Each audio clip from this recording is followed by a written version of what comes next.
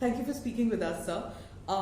The political longevity of Naveen Patnaik is the biggest story of the Orissa elections.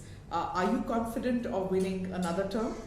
I am indeed, and winning well, with a handsome majority. So you had 117 out of 147 and 20 out of 21. What do you think is going to be the tally this time?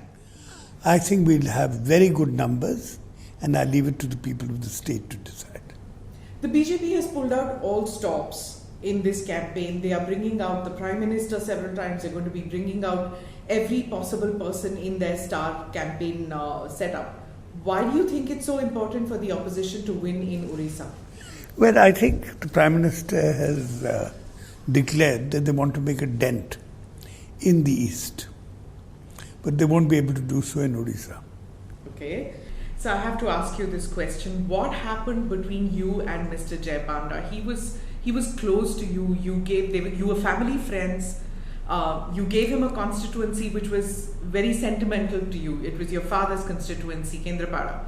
But then you parted ways, and in a very bitter manner. What happened? Well, as you say, Kendrapada is very precious to me because it was my father's constituency. He was very attached to it. So I gave it to Jayapanda thinking a young man could do a lot about its development, but he never bothered.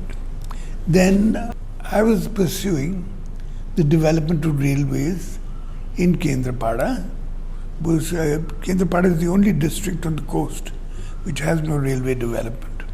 And a former railway minister laughed and said, "You are pursuing development of railways in Kendrapada, but your Kendrapada MP is only concerned about railway development to his mining companies." That shocked me in the first place. Second of all, after 2014, a number of friends of mine from Delhi rang up very concerned because they thought I was in bad health. But my health has always been good, and I told them so. They told me that this is what Baijan Panda was spreading, which was a bit of a shock. Then thirdly, he wanted to become the chairman of the finance committee. He said that although our party doesn't have the sufficient number... Parliamentary Finance Committee. The Parliamentary Finance Committee. And our party doesn't have the sufficient numbers, so he thought that he would get the support from the BJP. I didn't think it was a good idea, so I didn't support him because of the financial dealings of his company. I didn't think it would be a good precedent. So on ethical reasons, you didn't want him to be part of the financial committee. What you're saying is you're literally accusing him of corruption or possibility of backroom deals that he could do? Well, their companies have always had a shady reputation. Then... you're accusing him literally of a conspiracy to unsettle you because this health issue that you're saying? Because he has big political ambitions. Then he started doing a number of anti-party activities, and he was strongly leaning towards the BJP. So that's how it all ended. There are many who have left the BJD and joined other parties. Do you feel that you could have done more to retain talent within your own party? No, the people who've left are the ones who were denied tickets or who have anyway been suspended from the party. So you have spoken about achievements of your tenure. A major thing that you have spoken about is the Galea Scheme. Now the BJP says that money it sends for the farmers is sent back to the centre, as compared to what you claim is that you have done a lot for farmers in your own state. No, we have, because it's not only for farmers, it's for sharecroppers, it's for landless farmers, it's also to encourage them in all kinds of agricultural activities. It's a very popular scheme. But what about the allegation that the BJP makes that you are sending back what they are sending for farmers? That's not true, and they are anyway imitating this program. So you also released a video saying that the centre has not reimbursed you for coal royalties. Can you expand on that? I can indeed. coal royalties should be revised every 3 years. They still haven't revised it for 5 years. So we've lost 10,000 crores of revenue on that. You can imagine what we could have done with that money. The image that one had for decades about Orissa was a state which was plagued by natural calamities, unable to handle it, whether it was hurricanes, famine, food shortages, and things like that. You seem to have crossed the hub. How did you manage that, and have you crossed the hub actually? Well, 3 of the major achievements of our government. One is to have raised 8 million people above the poverty line. That's the highest in the country. Secondly, as far as disaster management is concerned, before 2000, we took over in 2000. Odisha was known for bad management of natural calamities. Now we managed them very well indeed. We've got a lot of international acclaim from this, even from the United Nations. And we have given the people a transparent and clean government, while they knew in the past very corrupt governments. The allegation that the BJP continues to make that it's a corruption-ridden government, there's scam after scam, but somehow it doesn't seem to stick to you. But there is the allegation that the BJD has given a scam-tainted government. That is absolutely untrue. Right. You say that you have pulled out millions out of corruption, out of poverty. But in spite of that, Orissa continues to be among the second poorest state out of 14 poor states in the country. We are doing very well on all development parameters, and we are indeed a rising state. But there are still millions who don't have access to clean water, health, education. Do you feel that, who's to blame for all that then? We are trying to provide them all that. Besides, there's food security, our scheme of 1 rupee rice, 25 kilos of that. We're giving pakka houses to all the people who don't have pakka houses. In fact, in a year's time, there'll be no kacha houses in the state. But so 3 terms and it's still not done. Work still in motion. A great deal has been done. Right, but people still don't have access to it. How long do you think before Orissa can be like the other states, say in Western India, which have managed to do quite a bit? They do have access to a great deal, and we are on the move. And as far as roads are concerned, there is a wide network of roads. But what about the roads towards the villages so that there's connectivity? Because the image one still has of Orissa, unfortunately, is of a Maji carrying his wife's body, because there was no hearse, there was no ambulance, there was no road to his village. When will that happen? A lot of that has happened, and the Maji incident is most unfortunate, and we're seeing that it's not repeated again. So will you be able to provide ambulances and hearses for villagers in Orissa soon? We are providing a great many ambulances. Right. So in the villages of India, in the villages of Orissa, they will be able to access healthcare and they won't be able to not access it because of a road, right? Our road network is increasing very largely. If I was to come back to politics, do you see that there is any anti-incumbency in the state about you? No, I don't find that it's true. In every elections, we've been increasing, not decreasing. Do you feel that the electorate in Orissa is able to figure out the difference between voting for the state and voting for the centre? If yes, what happens if you don't get the numbers to the centre but get elected in the state? Will that disappoint you in a way that you can't get the numbers? No, in the last elections, we have 21 Lok Sabha seats. We won 20. And in the assembly, we have 147 seats, and we won 117. Right. But this time it doesn't look like that you will be able to, at least going by all the opinion polls, it doesn't seem like you will have that kind of a sweep as far as the Lok Sabha elections are. I think we should do very well in the Lok Sabha elections. Right.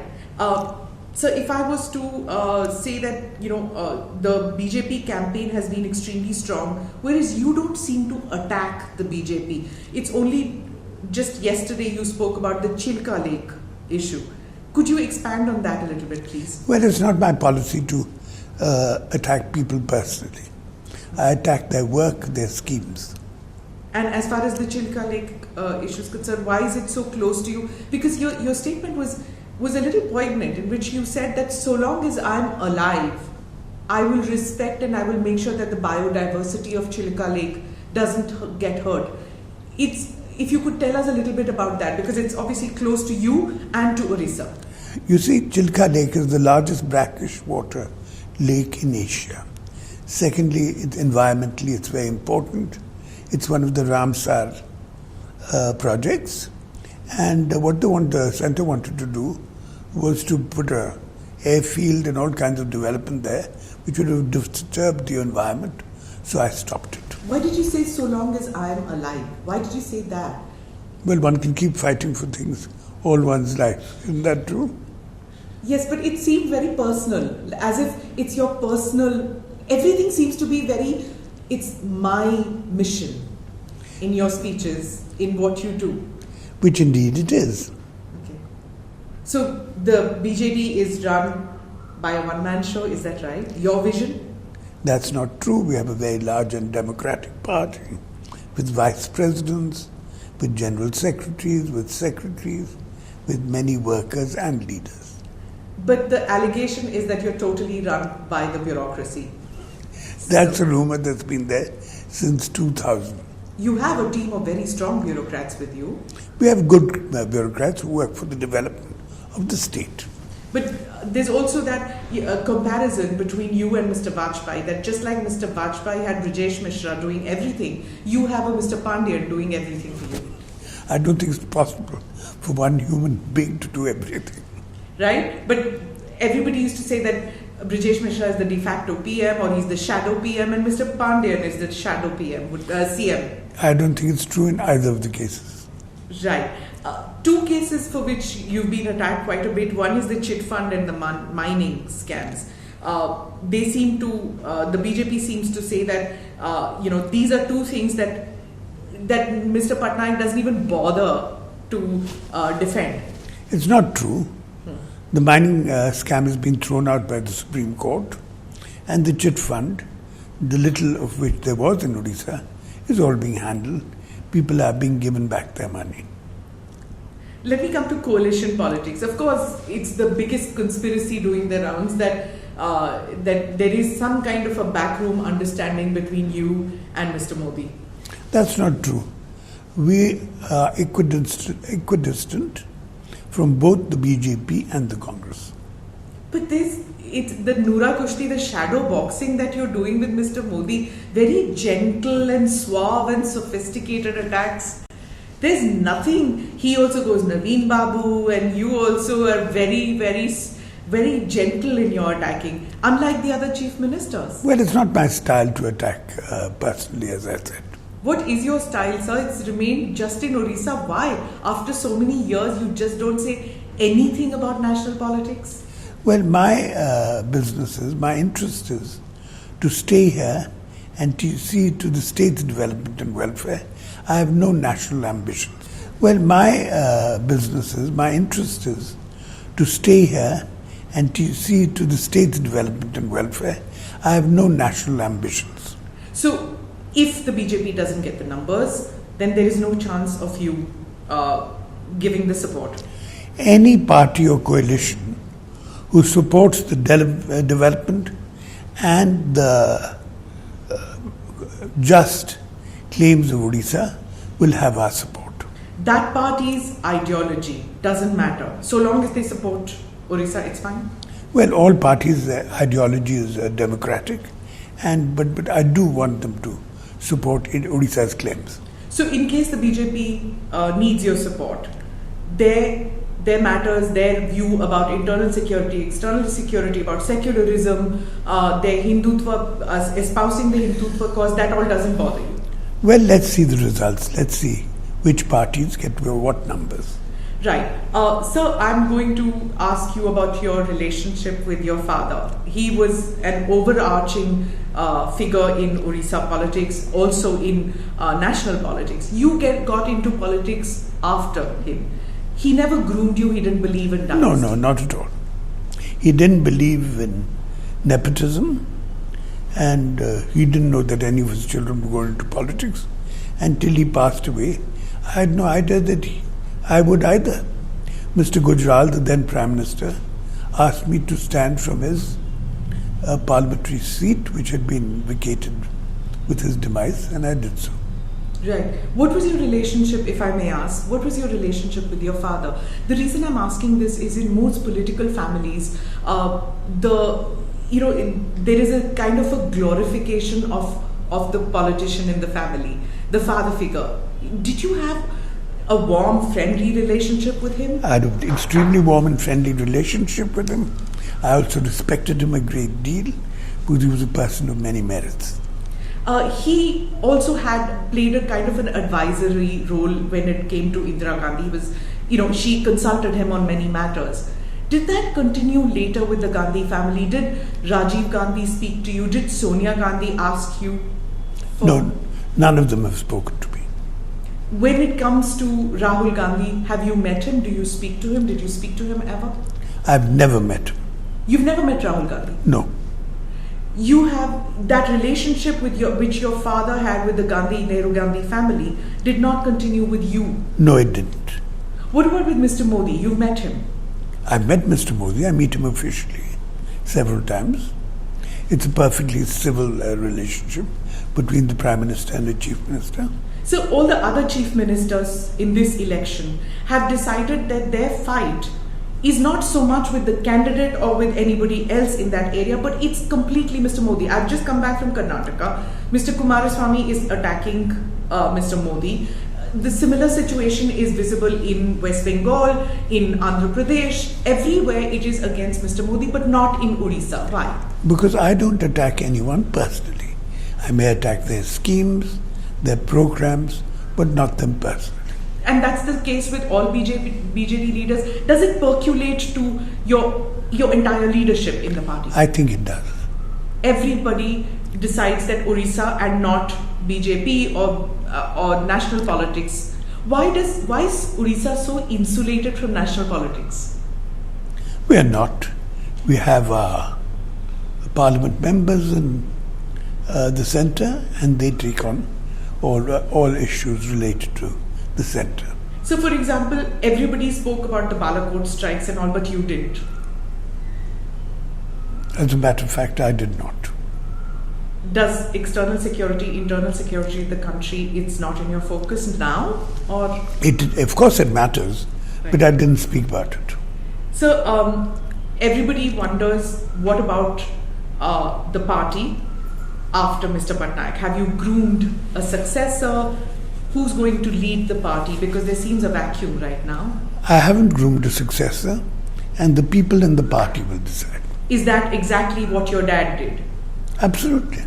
And your sister, will she also not get into politics till you decide or till she decides? She's not interested in politics at all, and anyway she lives in New York. She has no intention of coming back? No intention of entering politics. Thank you very much for speaking with us, sir. Thank you very much indeed.